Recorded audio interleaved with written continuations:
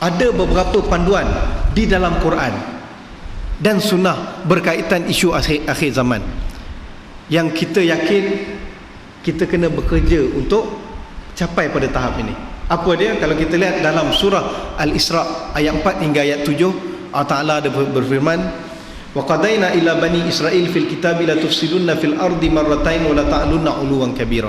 Allah Ta'ala telah putuskan bagi Bani Israel, mereka hancur kat muka bumi ini 2 kali, dan mereka akan jadi gilang gemilang sebelum dihancurkan itu. Fa idza jaa wa'du ulahuma ba'athna 'alaikum ibadan lana. Datang janji yang pertama, Allah Ta'ala akan kirimkan hamba-hamba kami, kata Allah, uli ba'sin syadid, yang mempunyai kekuatan yang tidak terhingga, fajasu khilalad diyar wa kana wa'dan maf'ula. Golongan ini mempunyai 2 sifat, hamba Allah, dan juga mempunyai sifat kekuatan yang tidak terhingga, dan mereka akan memasuki rumah-rumah orang Yahudi dan akan menghancurkannya, dan itu telah pun berlaku. Thumma radadna lakumul karrata alaihim, dan Allah Ta'ala akan bagi sekali lagi kekuatan kepada Bani Israel. Wa amdadnakum bi amwalin wa banin, dan kami bagikan kamu harta yang banyak dan anak yang ramai. Wa ja'alnakum aktsara nafira, kamu akan jadi golongan yang ramai. In ahsantum ahsantum li anfusikum, jikalau kamu baik untuk diri kamu. Wa in asatum falaha, tetapi jikalau kamu berlaku jahat, kamu akan dapat balasan yang jahat juga. Fa idza jaa wa'dul akhirah liyasu'u wujuhakum wa liyadkhulul masjida kama dakhaluhu awwala marrah wa liyutabbiru ma alau tatbira. Datang janji kedua untuk Allah SWT menghancurkan muka-muka kamu, dan untuk golongan ini masuk ke dalam masjid buat kali kedua, dan mereka akan hancurkan kekuasaan kamu, kehebatan kamu sehancur-hancurnya. Dalam ayat ini Allah Ta'ala memberikan kita tanda bahawa Bani Israel yang berada di Israel hari ini akan hancur. Yang akan hancurkannya umat Islam.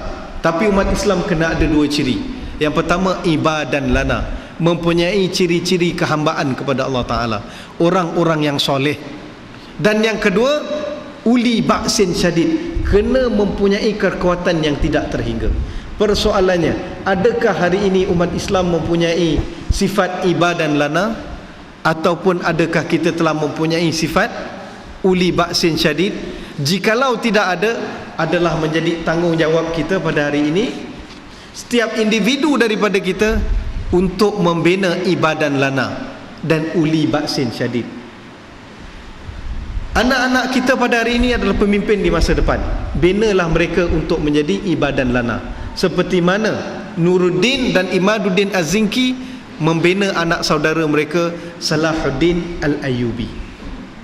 Kalaulah usaha yang dilakukan oleh Imam Al-Ghazali dan juga Imam Al-Tartushi di bumi Baitul Maqdis, ketika bumi Baitul Maqdis ditawan oleh orang Yahudi, mereka mulakan usaha 100 tahun baru ada natijahnya.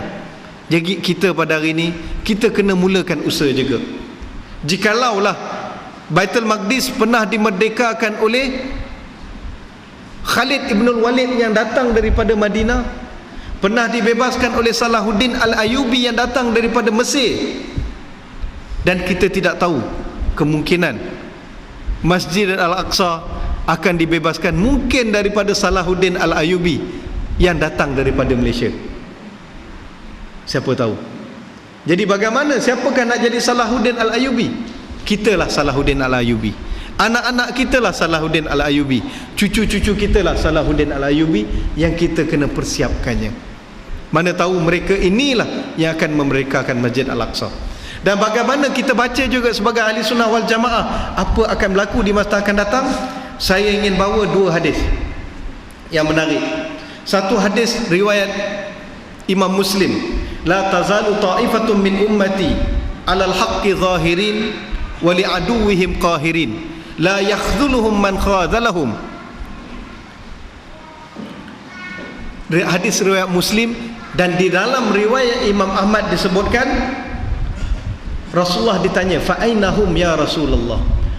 Hadis Muslim tadi berbunyi, akan sentiasa ada segolongan daripada umatku Mereka bersikap tegas, mereka memperjuangkan yang hak, bersikap tegas terhadap musuh-musuh mereka. Di dalam riwayat Imam Ahmad ditambahkan, sahabat bertanya, "Ya Rasulullah, kat mana mereka?"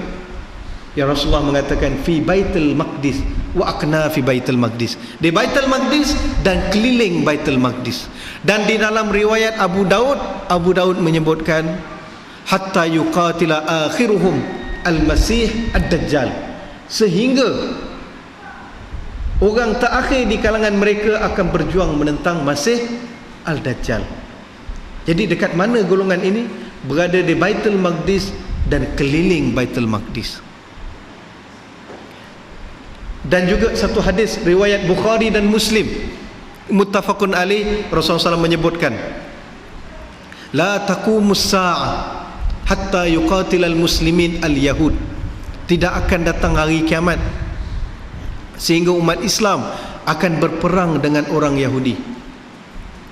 Hatta idza yakhtabi al-yahud min wara'il hajar wasyajar fayaqulu al-hajar wasyajar, "Ya muslim ya Abdullah, ta'al hadzal yahudi khalfi faqtulhu illa syajaratu gharqad fa innahu syajaratul yahud fa innaha syajaratul yahud." Rasulullah mengatakan, tak akan datang hari kiamat sehinggalah umat Islam berperang dengan orang Yahudi. Dan pada waktu itu orang Yahudi akan bersembunyi di sebalik batu dan kayu.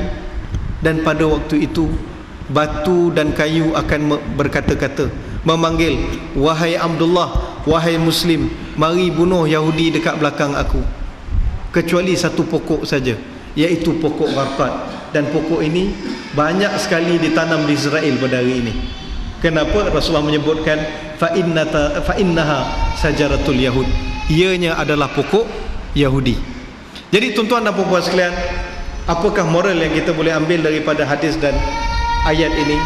Moralnya, kita kena persiapkan diri kita, persiapkan umat Islam, persiapkan generasi generasi akan datang untuk melaksanakan tugas yang telah Rasulullah, yang telah Allah Ta'ala sebutkan ni, iaitu untuk membebaskan Masjid Al-Aqsa, untuk memerangi Yahudi Israel itu, dan untuk sekali lagi menegakkan khalifah Allah di muka bumi ini.